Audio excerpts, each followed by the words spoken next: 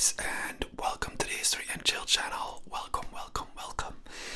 And today we're going to talk about a particularly weird guy.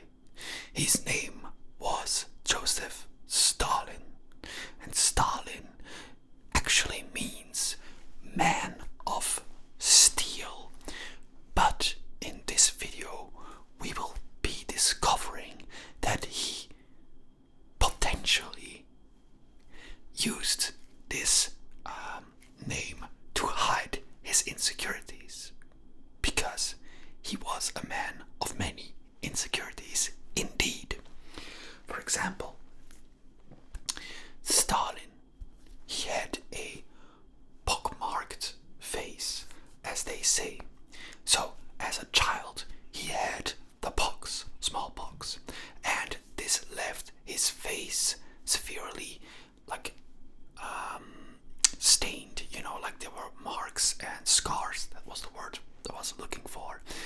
So he had a lot of scars, and Stalin, he made sure that in pictures that were taken from him, that they actually kind of like airbrushed these scars away. So he was a photoshopper avant la lettre, as they say. So that's really interesting.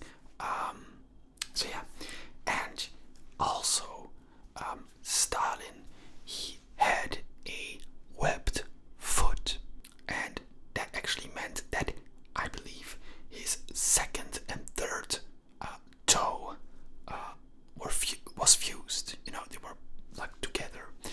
And also he had a damaged left arm, and that left arm was damaged because of an accident he had.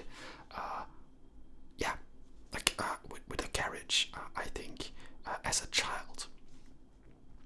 And he often hit those physical handicaps on camera. He hid them from the public face. So we talked about his physical deformities and such, but he also had a really dark, eccentric side, to say the least. So when he was in exile, Stalin, this was around 1917-ish, he was actually having an affair with a 13-year-old girl, while he himself was 35 years old, I believe.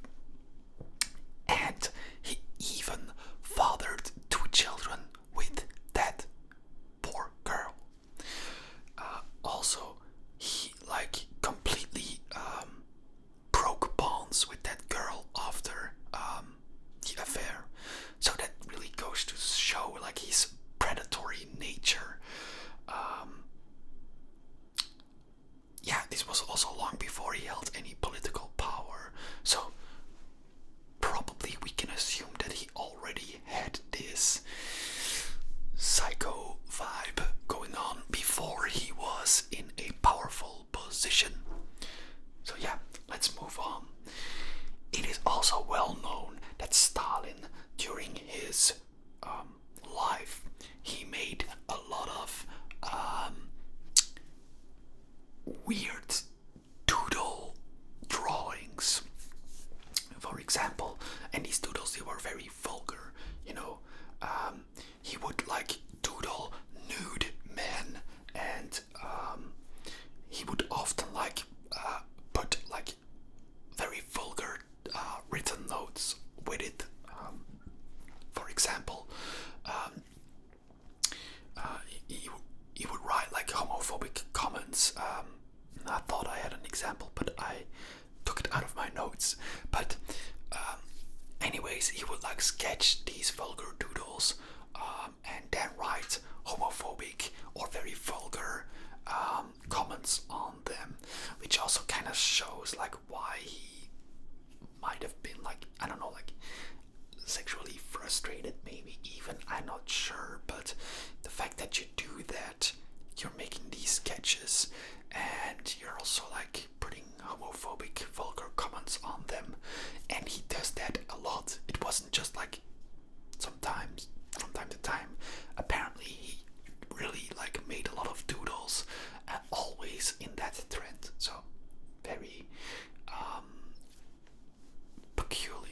if you ask me. Um, let's move on to another aspect on why Stalin was like kind of weird and like a controlling dictator and such.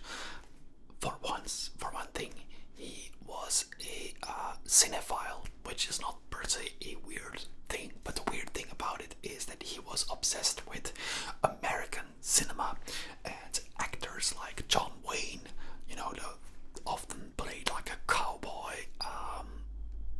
personality in film. And he also hated Soviet films because, according to him, they were too slow. So that's peculiar, you know. He's a Soviet dictator, but he admires American cinema. Weird. Very weird. Also, he would like invite Soviet directors to his house, and he would like he made them like watch the he watched the films that they directed, and if Stalin didn't like it, chances were that that director disappeared. Also, he would invite people to his house, as I already said, but he would like have these late night sessions on cinema and making watching films, and no one was even allowed to look bored during the films that he liked. And actually, he kind of like tested the endurance of these followers, and also tested the loyalty disguised as a fun movie night. So that's the kind of things that he would do, making all kinds of tests. We will tap into that a little bit later on as well. But he also did that with cinema and watching films. Moving on to like his domestic life, there's this thing that happened with his second wife, and his second wife actually committed suicide after a public humiliation by Stalin himself. It was something with cigarettes, and he was throwing cigarettes at her. Now, obviously, probably the wasn't singled out with this incident. I can imagine being together with Stalin probably was a very difficult relationship to have. And the interesting thing is, which really shows like this narcissistic, monstrous personality that Stalin has, is when his second wife, committed suicide.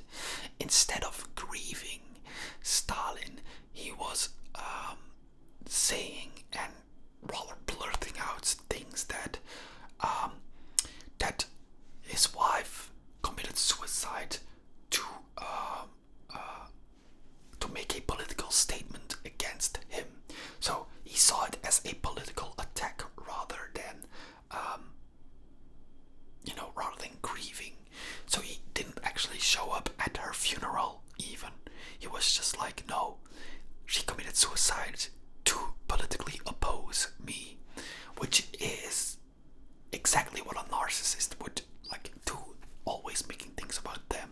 Well, in this case, he did probably have a huge role in the suicide, but the suicide was not to like attack him personally, probably, you know.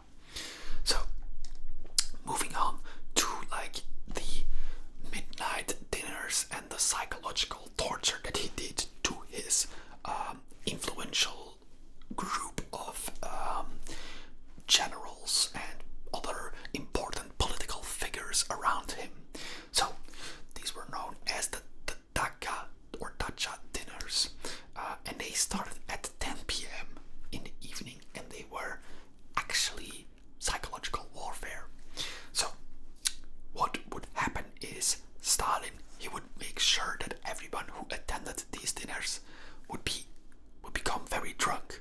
He would actually force them to drink a lot, and when I say a lot, I mean a lot. So he would make sure they are very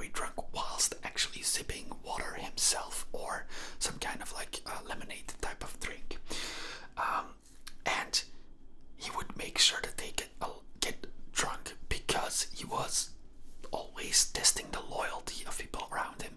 And when you are very drunk, you have no filter. So that's what he was doing. Also, he would like make people do humiliating things, powerful people do humiliating things. For example, Khrushchev, he was made to dance in a very like humiliating way during one of those dinners. And Khrushchev was a very powerful man in the USSR. But Stalin, he wanted like to have the feeling that you are a powerful man, but I still own you, you know? Like, you're going to dance in a humiliating way because I say so, and because I want you to behave like that. So, that is the kind of man that he is. Also, Stalin, he was a famous eraser of history. For example, he would like actually be the photoshopper of Von Lettre, as I already mentioned, and he would actually erase people from photographs that fell out of favor with him, so he was photographed with them, but then he ordered like everyone to just delete that person out of the photographs. And he had actually had a team of artists that made sure that it seemed realistic, because back then it wasn't really easy to do. Nowadays you can just take your phone and circle around an object, delete it, bam. But back then it really required some effort. And also he would like not only delete them from the photographs, but actually made it so that they weren't mentioned even anymore. So if you fell out of favor, you were just literally wiped away, which is also very weird, if you ask me. And to end this video, it's important to talk about his paranoia. And especially during the late stages of his life, he was becoming extremely paranoid, and he thought that doctors around him were actually Jewish people plotting against him, trying to poison him. And he had all kinds of doctors arrested and just tortured and, I don't know, executed. So people didn't want to be his doctor, but yeah, obviously everybody needs a doctor. So if you were like the unlucky chap that was his doctor, well, you probably ended up dead or really tortured. So he actually also died a very lonely death because of that paranoia, because he had a stroke, and when he fell in his room, the guards in front of his study, they heard him fall, but they didn't dare to interfere because they were like, I'm not gonna check that. Like, imagine there's something else. I'm opening the door and I'm seeing something I'm not allowed to see. I'm being executed, you know. So they didn't open the door for hours. So he actually died because of his own paranoia. Because people were so afraid of him, because he was always paranoid and looking for reasons to execute people. That's why he didn't get the help he needed. And also his team of doctors were all arrested. So he probably might have lived a little bit longer if he wasn't so paranoid all of the time. And as a final reason to show you how crazy Stalin was, and then we will end this video, is the following.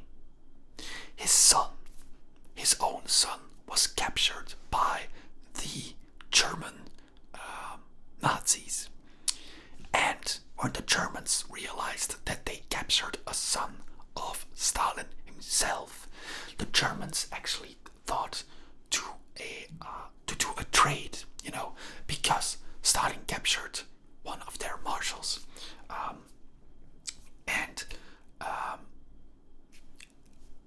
the Germans, they proposed like a trade, and Stalin replied to them that he will not trade a common soldier for a marshal, even though it was his own son. So that goes to show what kind of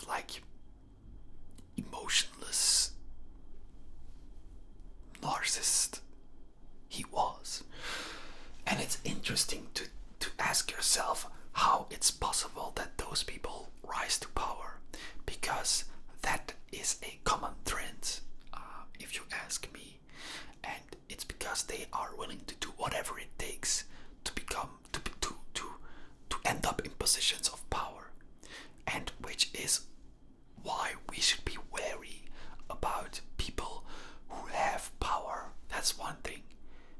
Just be skeptical of what they're doing, but also be critical to cast your votes in political systems, and also be critical to what they promise you and what you end up with, because yeah, I'm sure a lot of people thought that Stalin would save them, and I don't know, and then everybody just went along with what he wanted to achieve, and we all know how that turned out. So yeah, on that note, I will be ending this video. I hope you enjoyed it. I really enjoyed reading into Stalin a bit more. I hope this video wasn't too chaotic, because I prepared a list in Word, and I had like bullet points to like catch up on the script that I was planning to say in this video, but I didn't really have a lot of time to memorize a lot of things, which is why sometimes I looked to the screen, because yeah, busy days at work. But anyways, hope you enjoyed the video, and I'll catch you guys in the next